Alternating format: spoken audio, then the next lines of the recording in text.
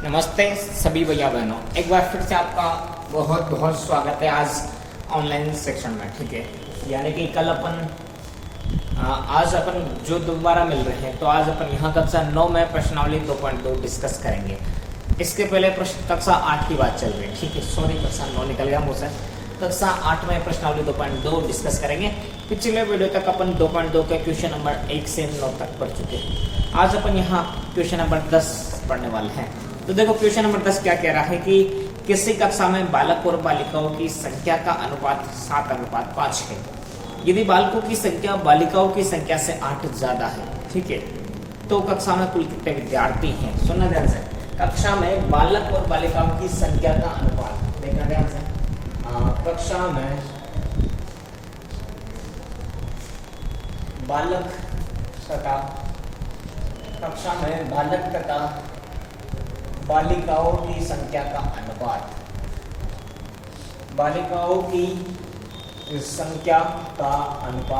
कक्षा में बालक तथा बालिकाओं की संख्या का अनुपात जो दे रखा है वो दे रखा है 7:5। ठीक है, कक्षा में बालक और जो बालिका है उनकी संख्या का अनुपात 7:5 है। कितना है? 7:5। ठीक है, आगे पूछ रहे कि 4 वर्ष की बात है। ये क्या नाम है? यदि बालकों की संख्या बालिकाओं की संख्या से 8 अधिक है, बालकों की संख्या बालिकाओं की संख्या से 8 अधिक है, जो बालकों की संख्या है वो बालिकाओं की संख्या से 8 अधिक है, तो प्रश्नानुसार आप बताइए कि कक्षा में कुल कितने बालक हैं, कुल कितनी बालिका है और कुल कितने विद्यार्थी हैं। अब आप देखो, कक्षा में बालक और बालिकाओं की संख्या का जो अनुपात है वो 7:5 है। ये अनुपात की बात है, अपन को वास्तव में संख्या पता नहीं है कि बालक कितने हैं और बालिका कितने हैं, सिर्फ अनुपात पता है। तो मान लेंगे, माना बालकों की संख्या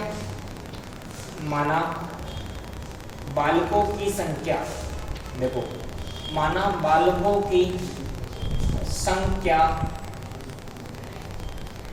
बराबर, देखो बालकों की संख्या का जो अनुपात है वो है 7, तो बालकों की संख्या मान लेंगे 7x।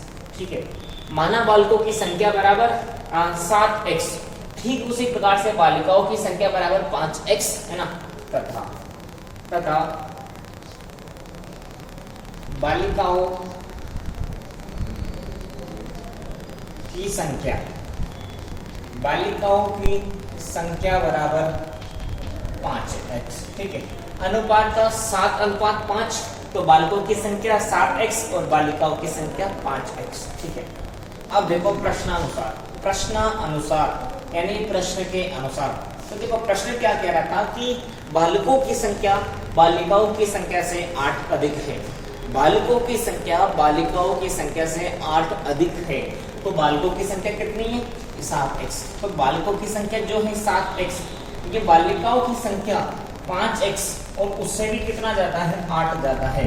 तो आप बताइए, आपको ये लाइन समझ में आई कि नहीं? देखो दोबारा, बालकों की संख्या 7x, बालिकाओं की संख्या 5x से 8 अधिक है। प्रश्न अनुसार बालकों की संख्या 7x, बालिकाओं की संख्या से 8 अधिक है। ठीक है, अब अपन को यहाँ x का मान निकालना है, तो अपन कर देंगे पक्षांतर करने पर, है ना। पक्षांतर करने पर सुनना ध्यान से, अपन क्या करेंगे, x वाले को x वाले के पास रखेंगे, बाकी को अलग रखेंगे। देखो, ये जो 7x है, इधर 5x है, तो 5x जो प्लस का 5x है ये बराबर के इधर आएगा तो हो जाएगा माइनस का 5x। तो ये हो गया इधर 7x प्लस का 5x बराबर के इधर आया, तो ये हो गया माइनस का 5x और उधर कितना बच गया? 8 बच गया। ठीक है, अब देखो 7x में से घटाया 5x, कितना x बच गया? 2x बच गया, बराबर है 8।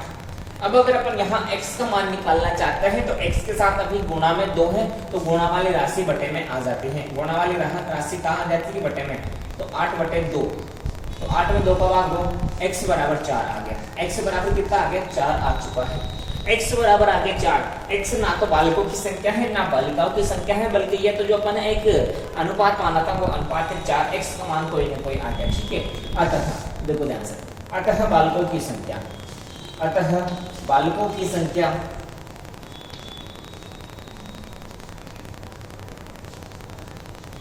अतः बालकों की संख्या, देखो मानव बालकों की संख्या बराबर 7x, अतः बालकों की संख्या 7x, तो 7 की जगह 7 गुणा x की जगह आगे 4, तो 7 चौक 28, तो कक्षा में कुल कितने बालक है? 28 बालक है।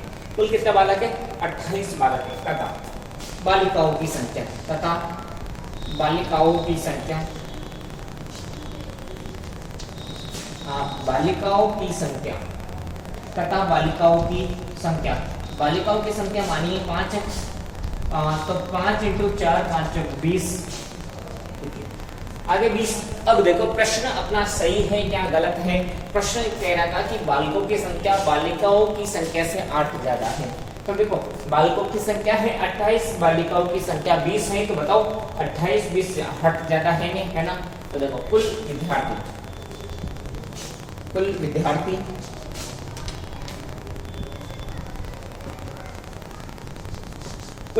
देखो 28 तो भैया और 20 बहन है, 28 बालक 20 बालिका, तो 28 और 10 कितना हो गया? 48।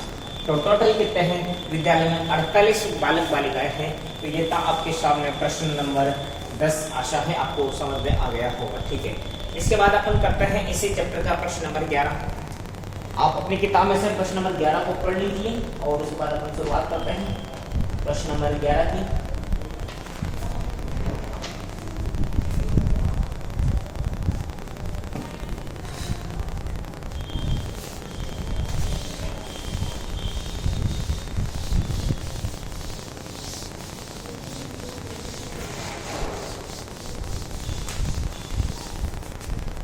देख लीजिए ना, देखो प्रश्न नंबर 11 क्या कह रहा है कि बाईचुंग के पिताजी उसके दादाजी से 26 वर्ष छोटे हैं।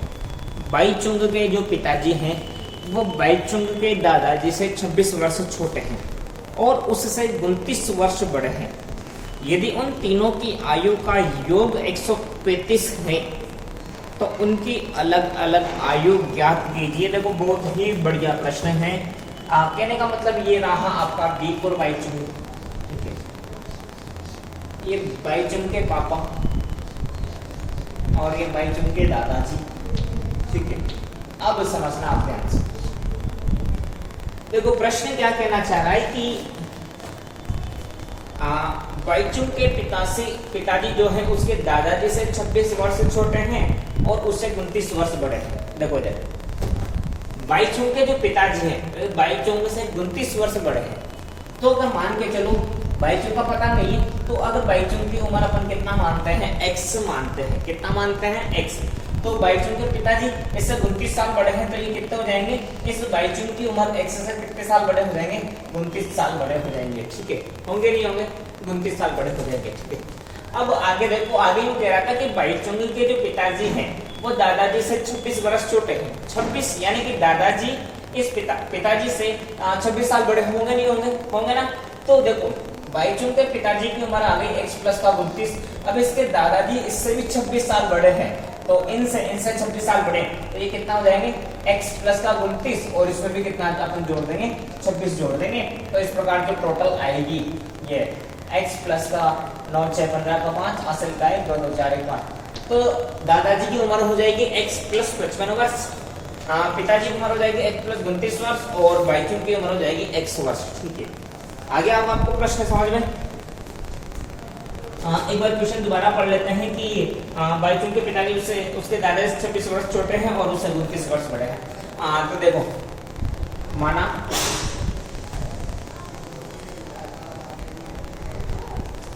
बाईचुंग की आयु, देखो माना बाईचुंग की आयु बराबर x वर्ष। बताइए कितना वर्ष मान ली मैंने? x वर्ष। अब देखो बाईचुंग से उसके पिताजी 29 वर्ष बड़े हैं तथा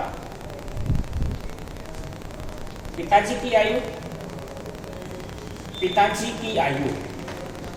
पिताजी की जो आयु है वो बाईचुंग से 29 वर्ष अधिक है। तो बाईचुंग है x का, तो पिताजी x प्लस 29 वर्ष के हो जाएंगे, ठीक है। और है दादाजी की आयु, दादाजी की आयु, अब देखो दादाजी पिताजी से भी 26 साल बड़े हैं, तो x प्लस ये 29 के पिताजी और इनसे 26 साल बड़े दादाजी, तो टोटल x प्लस के 55 वर्ष दादाजी की उम्र हो गई। अब देखो प्रश्न अनुसार क्या करना है। प्रश्न अनुसार कह रहा है कि तीनों की आयु का योग 35 वर्ष है। कितना वर्ष है? 35 वर्ष है। तो प्रश्नानुसार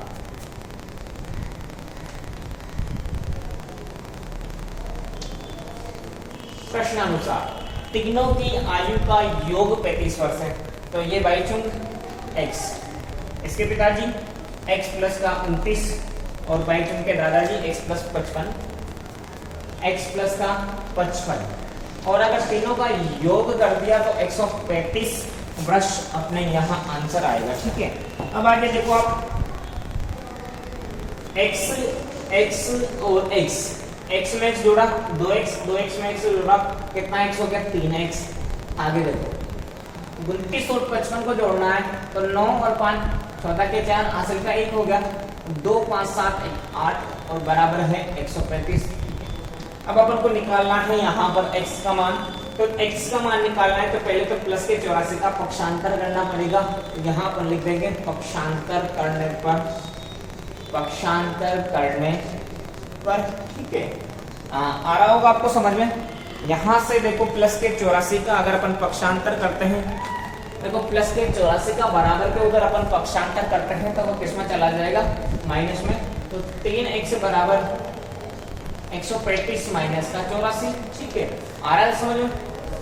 3x बराबर 135 में से 84 माइनस करेंगे तो देखो 5 में से 4 माइनस हुआ 1 बच गया। अब 13 में से 8 माइनस करो कितना हो जाएगा? 8 माइनस 13 51 बच गया टोटल। अब अपन को निकालना है x का मान। तो भी x के साथ गुणा में कितना है? 3 है। तो गुणा वाली राशि कहाँ आ जाती है? बटे में 51 बटा 3। तो 51 में 3 का भाग दो 17 तिया 51। ठीक है, 17 तिया 51। तो बताइए बाईचुंग की उम्र तो कितनी आ चुकी है? x है ना। तो आप लिख दोगे, देखो कैसे लिखोगे। अब आप बाकी के 3 लाइनें का वर्क आपका है। अतः बाईचुंग की उम्र x बराबर 17 वर्ष। ठीक है, तथा बाईचुंग के पिताजी की उम्र x प्लस का 29 है। x के 17 अरे प्लस का 29 तो कितना हो गया? 9 7 16 के 6 असल का 1 2 1 3 1 4 46 वर्ष। बाईचुंग के पिताजी 46 वर्ष है, बाईचुंग 17 वर्ष का। ठीक है, और बाईचुंग के दादाजी x प्लस 55। x का मान है 17 प्लस का 55। तो 17 और 55 7 5 12 के 2 हासिल का है 5 1 6 1 7 72 वर्ष के। कितने वर्ष के हैं? 72 वर्ष के हैं। ठीक है, तो ये कंप्लीट आंसर जो है आपकी कॉपी में होना चाहिए, आपको लिखना है। अतः बाईचुंग की उम्र x बराबर 17 वर्ष, बाईचुंग के पिताजी की उम्र 46 वर्ष, बाईचुंग के दादाजी की उम्र 72 वर्ष। तो यह है इसका कंप्लीट आंसर। एक बार अपन इसका आंसर यहाँ चेक कर लेते हैं। 2.3 का क्वेश्चन नंबर 11।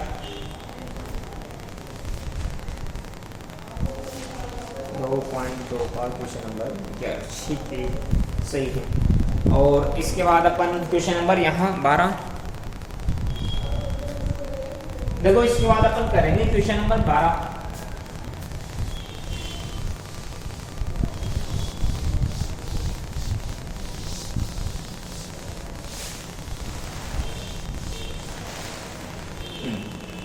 क्वेश्चन नंबर 12 क्या कह रहा है कि 15 वर्ष के बाद में रवि की आयु उसकी वर्तमान आयु से 4 गुना हो जाएगी। तो रवि की वर्तमान आयु ज्ञात करो। देखो रवि है, रवि की वर्तमान आयु पता नहीं है तो मान लेंगे माना रवि की वर्तमान आयु बराबर x वर्ष। ठीक है, 15 साल के बाद में जो रवि की आयु है वो उसकी वर्तमान आयु से 4 गुनी हो जाएगी। 4 गुनी है ना। तो रवि की वर्तमान आयु ज्ञात करो। तो मान लेंगे अपन माना रवि की वर्तमान आयु, देखो माना रवि की वर्तमान आयु, माना रवि की वर्तमान आयु बराबर x वर्ष। कितना मान लिया अपन ने? x वर्ष। यहाँ पर अपने रवि की वर्तमान आयु मान लिया तथा 15 वर्ष बाद रवि की आयु तथा 15 वर्ष बाद रवि की आयु। अभी रवि कितने साल का है? x वर्ष का। तो 15 साल बाद x प्लस का 15 वर्ष। ठीक है, ठीक है। अब देखो, माना रवि की वर्तमान आयु बराबर x वर्ष, 15 वर्ष के बाद में रवि की आयु x प्लस का 15 वर्ष, ठीक है।